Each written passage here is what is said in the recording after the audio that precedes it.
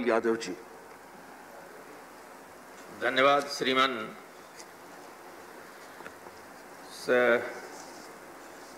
महामारी अधिनियम में 125 वर्षों के बाद लगभग कुछ संशोधन किए जा रहे हैं और वो विशेष परिस्थितियों में, क्योंकि कोई महामारी पहले से घोषणा करके या किसी की अनुमति लेके नहीं आती, तो विषम परिस्थितियां होती हैं और उन विषम परिस्थितियों में जो इंतजाम किए जा सकते हैं वो सरकारें करती हैं।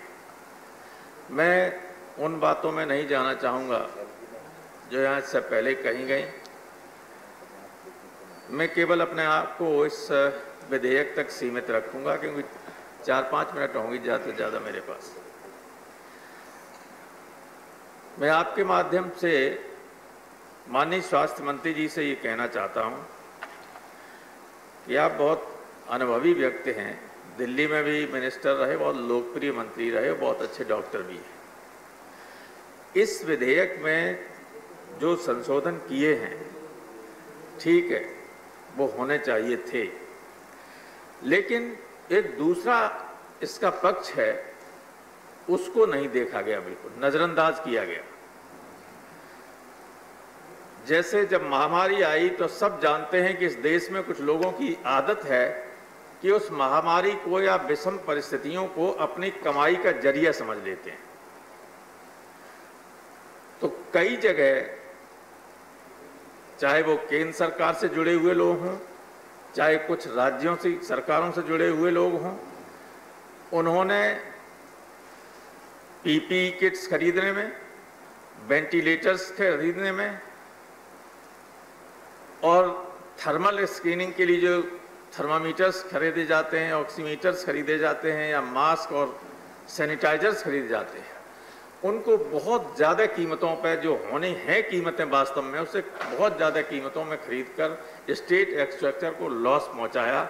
ऐसे लोगों के खिलाफ दंडनीय व्यवस्था होनी चाहिए। इसका कोई प्रोविजन इस विधेयक में नहीं किया गया है।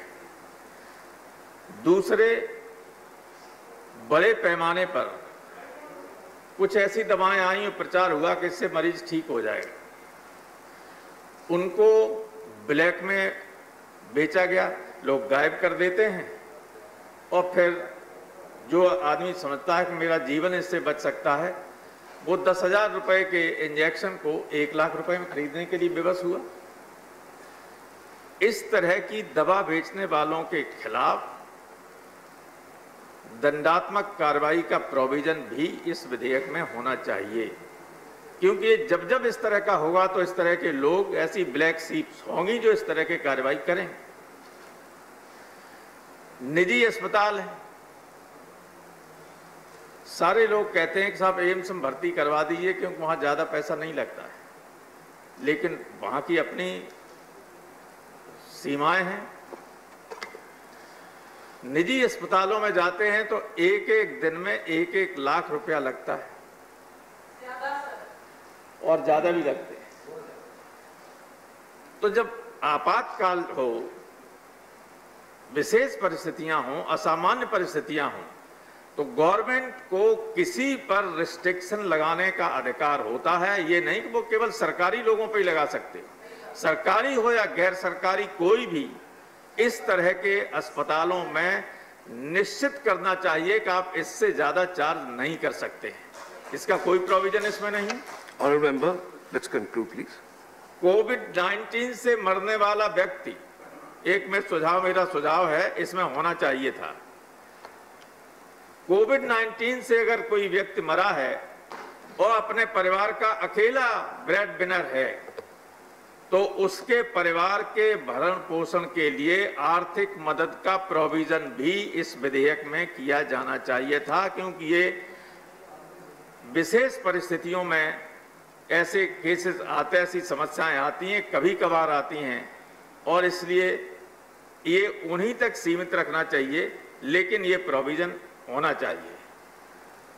इस तरह से मान्यवर, मेरे बस मैंने सुझाव दे दिए, मुझे कुछ ज्यादा नहीं कहना था, मुझे तो सुझाव देने थे। और जो कुछ बातें लोगों ने कही हैं, इधर से या उधर से, कुछ बातों से मैं अपने को आपको संबद्ध भी करता हूं और कुछ बातों से असंबद्ध करता हूं। उसको मैं क्लैरिफाई नहीं करना चाहूंगा। बहुत बहुत धन्यवाद। बहुत धन्यवाद। Thank you. Honourable member Shri M Shanmugam.